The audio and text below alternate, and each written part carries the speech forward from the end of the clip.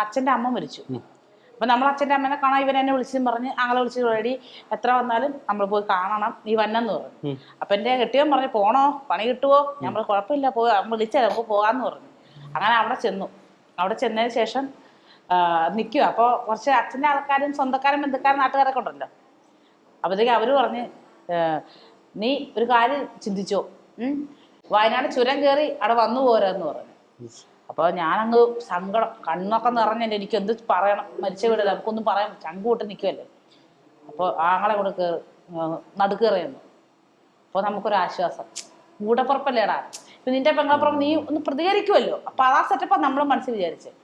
ഇവൻ ആ സെൻറ്ററോട്ട് കയറി വെച്ചും പറയാ, വയനാട് ചുരം കയറി മൈസൂർ ടൂർ പോകുന്നതിന് കുഴപ്പമില്ല, നിങ്ങളുടെ വീട്ടിലോട്ട് വരായിരുന്നു പോരെന്ന്.